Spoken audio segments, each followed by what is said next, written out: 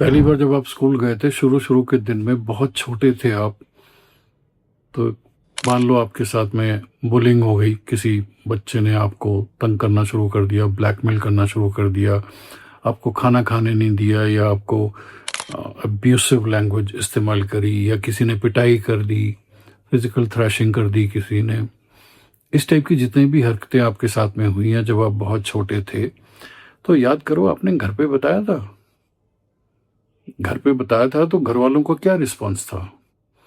या हो सकता है कि आपने घर पे बताया ही नहीं बिकॉज़ आपको लगता था कि घर में ऑलरेडी इतनी लड़ाई होती है, मम्मी-पापा से दोनों से या किसी एक से आप बहुत ज़्यादा डरते थे, तो आप अपनी प्रॉब्लम्स को कभी भी घर पे नहीं बताते थे। जो कुछ स्कूल में चल रहा था वो चल रहा था, धीरे-धीरे आपको स्कूल जाने से डर लगने लग पड़ा। फिर वहाँ पर बहुत और अजीब-अजीब हरकतों में आप चले गए, पढ़ने का मन नहीं करता था, क्लास में बैठे रहते थे और दिमाग कहीं और चल रहा होता था या किसी लड़की को ताड़ रहे होते थे। फिर धीरे-धीरे आपको पोर्न को लेकर के एक्सपोज़ कर दिया गया कि पोर्न ऐसी होती है, आपने देखना शुरू कर दिया। फिर धीरे-धीरे आपको मैस्टरबेशन की आदत पड़ गई, आप मैस्टरबेशन में चले गए। फिर पढ़ाई-लिखाई में ज़्यादा कुछ कर नहीं रहे थे, कुछ भी नहीं कर पा रहे थे, तो आप डे ड्रीमिंग में चले गए। आप बस सपनों में सोचते थे मैं ऐसा करूँगा, मैं ये करूँगा, मैं वो करूँगा, पर एक्चुअल में कुछ नहीं हो रहा था। लाइफ़ बहुत अजीब-सी हो रही थी, बस किसी तरीके से धक्का खा-खा करके आप अपना काम करते थे, एग्ज़ाम आ गए, तो प्रेशर आ गया तो पढ़ाई कर ली। किसी भी चीज़ में सक्सेस नहीं मिल रही थी।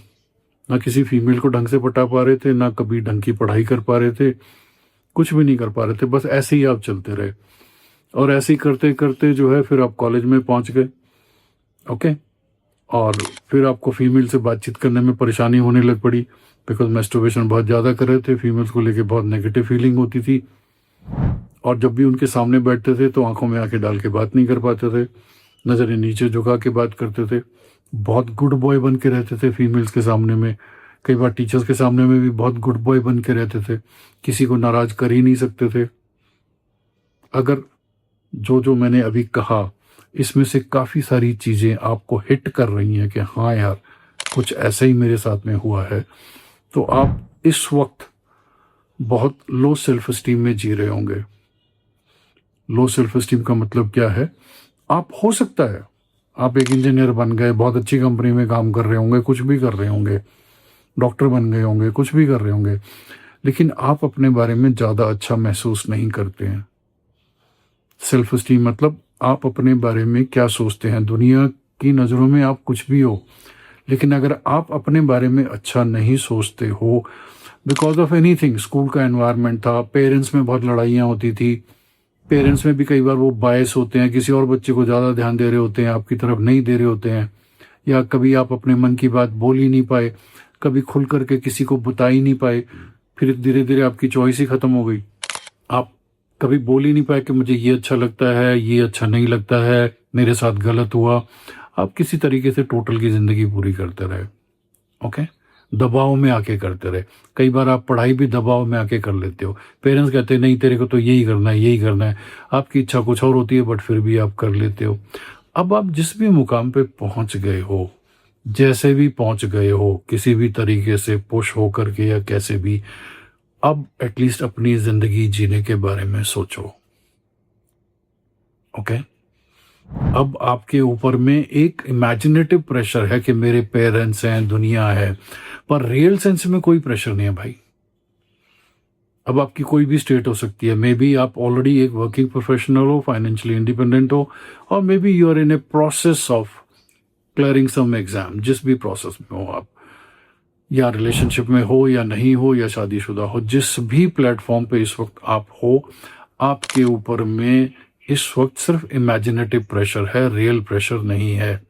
इस इमेजिनेटिव प्रेशर को साइड में रखो। सबसे पहली मेरी इस बात पे ध्यान दो, इस वक्त आपके मम्मी पापा, रिलेशनशिप, जो कुछ भी है, सबको साइड में रख दो। अपने ऊपर फोकस करो। अपने ऊपर में फोकस करो कि ओके भाई, मैं अब किस प्लेटफॉर्म पे हूँ, मेरी क्या स्थिति है और मुझे कैसे आगे चलना है। अपने फियर्स को आइडेंटिफाई करो, मेरे क्या क्या फियर्स हैं, राइट? अपनी पोटेंशियल को देखो कि मैं क्या क्या अच्छा कर सकता हूँ, अपनी थोड़ी सी शॉर्ट कमिंग्स को देखो, ज़्यादा नहीं देखना है कि मैं क्या क्या नहीं कर पाता हूँ।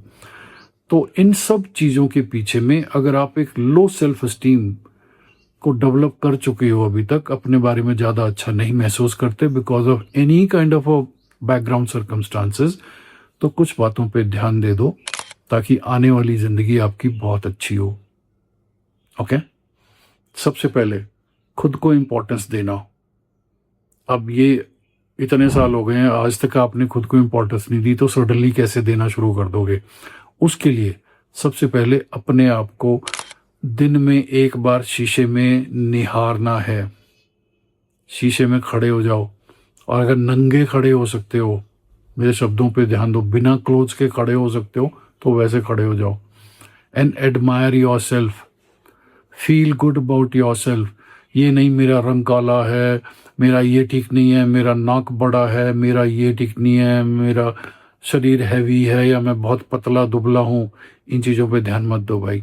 सबसे पहले अपने आप को शीशे में देखो, जो आपको अच्छा लगता है उसको एडमायर करो कि नहीं यार मेरा हेयर स्टाइल अच्छा है यार, नहीं आई लुक गुड यार, आई लुक इम्प्रेसिव। ठीक है? Focus on something which you really feel good about. कभी भी अपने आप को शीशे में देखना है तो उस चीज पे ध्यान नहीं देना जो आपको अच्छा नहीं लगता है। ओके? तो रोज जो है थोड़ा सा सेल्फ एडमायरेशन में जाओ। पहले इन चीजों के लिए दुनिया सारी मना करती थी कि सेल्फ ऑब्सेसिव हो जाओगे, ये हो जाओगे, वो हो जाओगे। यार वो सब तब की बातें थी। अब ये बहुत जरूरी है that you feel good about yourself.